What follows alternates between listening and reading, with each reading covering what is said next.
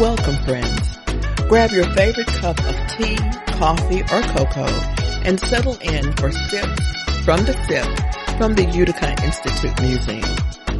Sips from the Sip is all about sharing the history of little-known people and places in Mississippi. We're serving up truth, justice, with a dollop of sass. I'm your host, Jean Green. Today's episode is the 29th of a multi-part series of readings and discussions from the book, Black Man's Burden. William Henry Holtzclaw was born in 1874 and raised in rural Randolph County, Alabama, to sharecropping parents. The Tuskegee graduate founded the Utica Normal and Industrial Institute for the Training of Colored Young Men and Women in Utica, Mississippi in 1903, making it the first Little Tuskegee to be established in Mississippi. The Black Man's Burden, the autobiography of William Holtzclaw, published in 1915, made him one of the first black men to publish a book in Mississippi. Chapter 15 covers Holtzclaw's thoughts on political, practical, and economic circumstances directly affecting black people in the state. Chapter 15. I have tried to find out what made the colored people so afraid of the white people, but I have not been able to determine the cause, especially as the white people, as a rule, have always acted most kindly toward the colored people, so far as I could see. I am sure, however, that much of their fear was the result of rumors of what were known as white caps. This was an organization of white people located principally in Lincoln County, a county on the southern border of our own, who were daily, or rather nightly, terrorizing the more respectable Negroes of that county, causing many of them to abandon the homes they had paid for and leave the county without any compensation for their property or any protection for their lives. Not only were these white caps operating in Lincoln County, but they occasionally engaged in depredations in other counties. A body of such men were seen passing through our own town during this period. What their object was, I have never been able to determine, as they passed through quietly and did not molest anybody. It is clear, then, that the Negroes of our locality were not so much afraid of the white people that they came in contact with as they were afraid that some action on their part might inflame the white people and cause them to form a white cap organization. So far as I could see, then and even since then, this fear of the white people in our locality was wholly without foundation. Still, I sympathized with the fear because I knew of the Lincoln County White Cap Organization.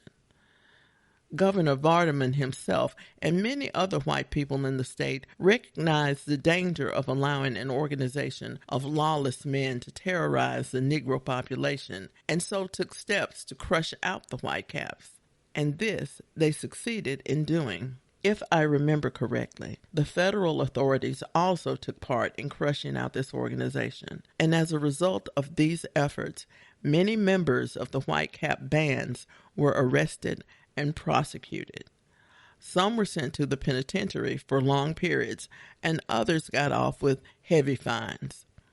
The result was that we have heard no more of white capping in any part of Mississippi. On the particular occasion of Dr. Washington's visit, however, the fears seem to have been caused by vague newspaper rumors of many things that were happening somewhere in the state. In fact, there were one or two papers in the state, notably one previously owned by Governor, now United States Senator Vardaman, that advised the white people not to attend Dr. Washington's lecture in the capital city. But the white people paid no attention to the advice and attended the lecture in large numbers, so large, in fact, that the strain upon the Coliseum in which he spoke proved too great, and the gallery that contained the greater number of the leading white people came down with a crash just after Dr. Washington had finished his talk. Several people were injured. One man had several bones broken. Among the most prominent of those injured was the late Bishop Charles B. Galloway, a friend of Dr. Washington and his race, and indeed a friend of everybody. One of our methods that has done a great deal of good has been to publish in our little paper, the Utica News, a monthly letter to the farmers. A letter in which we try to keep them abreast of the times and help them in various ways. The following letter, which was written at a time when the Mexican boll-weevil seemed destined to destroy the cotton crops of the South, will serve to give an idea of how we sought to help the farmers during these difficult times. This is the time of year when every farmer who expects to succeed must begin to move and make every hour count. In some sections, farmers seem to be dazed on account of the appearance of the dreaded boll-weevil. This is unnecessary. There is no need to pull up stock and branch and go to other sections, for it seems certain that the boll-weevil will continue until the entire cotton section has been visited. The sensible man will stand his ground and make the best of the situation. It has been conclusively proven by experiments made by the Agricultural Department at Washington that cotton can be raised in spite of the boll-weevil. There are some regulations, however, that must be observed. In the first place, the land on which you expect to plant cotton must be thoroughly prepared, and the cotton must be planted 2 or 3 weeks earlier than you have been accustomed to plant, and nothing but the best and earliest varieties should be planted. Then, the crop must be worked at shorter intervals than you have been accustomed to work it. That is, it must be pushed rapidly up to maturity. Meanwhile, you must not depend upon your cotton crop entirely. Plant plenty of corn. Make not only what you need for your own use, but have some for sale. Have all the vegetables and potatoes that you can use. Have some hogs, some chickens. In other words, live at home. The man who lives at home does not care much about boll-weevils. You will find it greatly to your advantage in making this crop to chop down all your hedges, chop around the ends of the rows, burn up the brush, dig up and burn the stumps, and give the cotton a fair chance. The main point is, however, that you must begin to work now, not wait several days later. If the boll-weevil scare succeeds in making you do what you should have been doing all the time, then it will be a blessing in disguise. One thing we must all remember in connection with this year, and that is we cannot hope to go to the merchants and buy things on credit as we have been doing.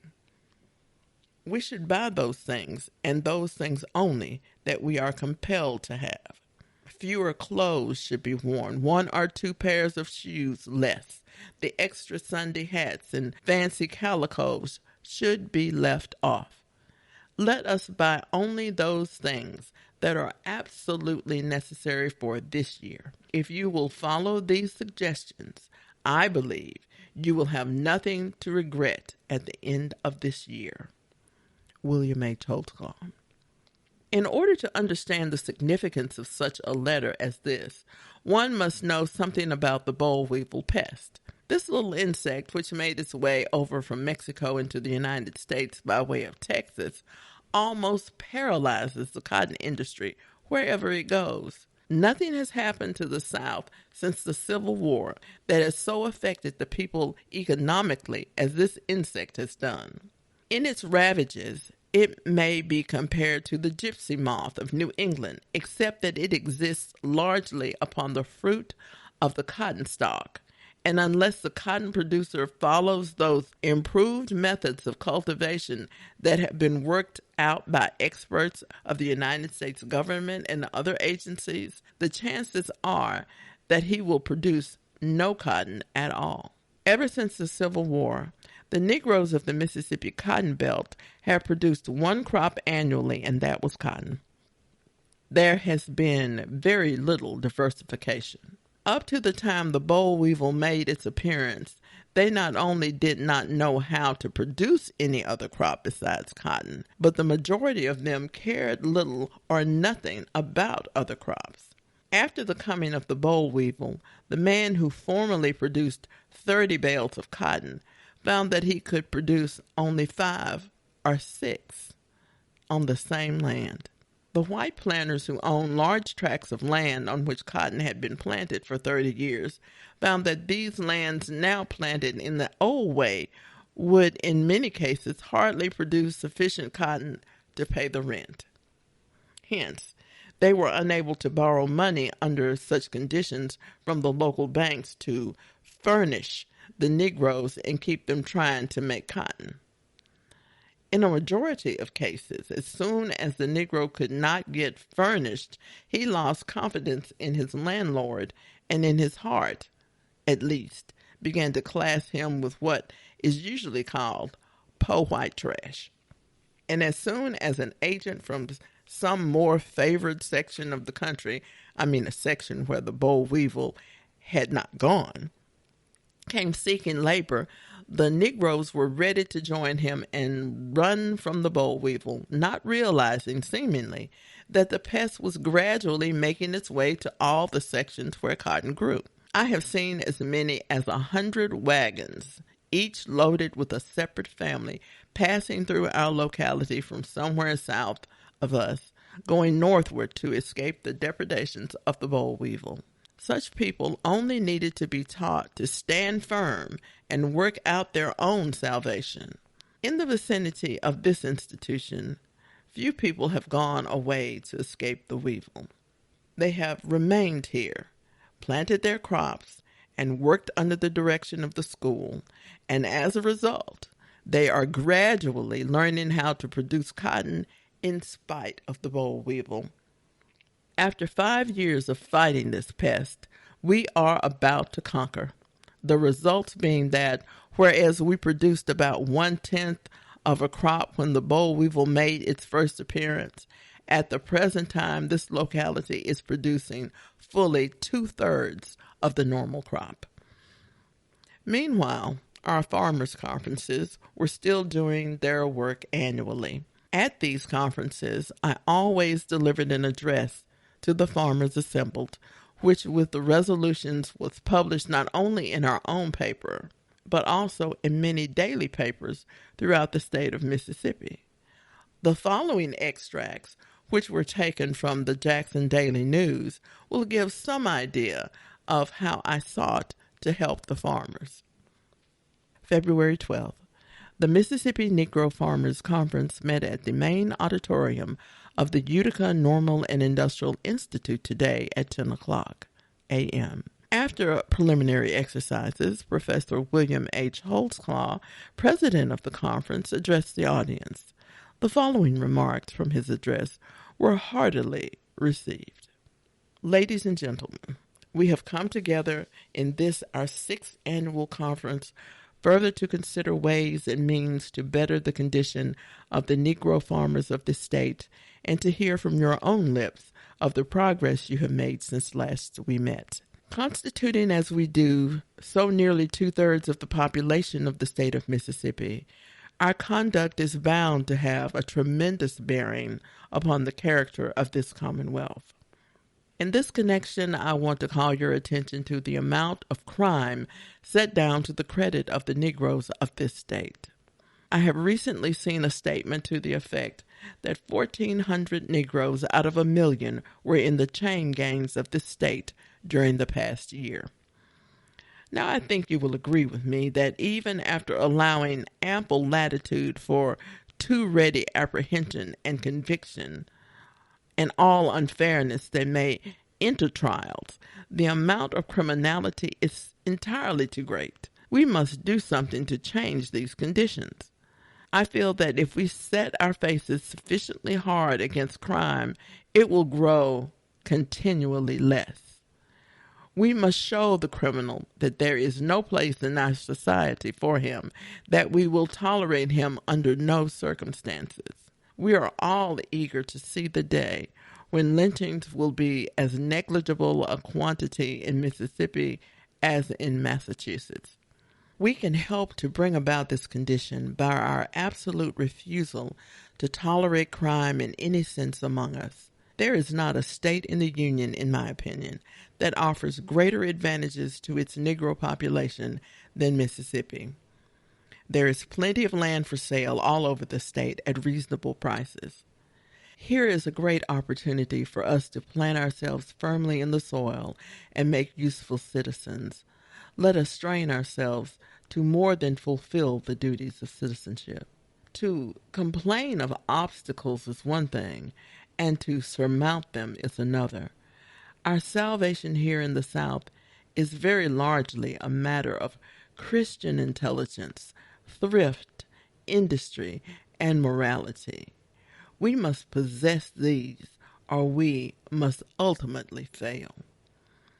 I realize that we have many things to hinder us, but nothing has yet arisen to prevent us from being truthful, honest, upright, energetic, and moral men. Nothing has so far arisen to prevent our acquiring homes and developing them in the highest sense.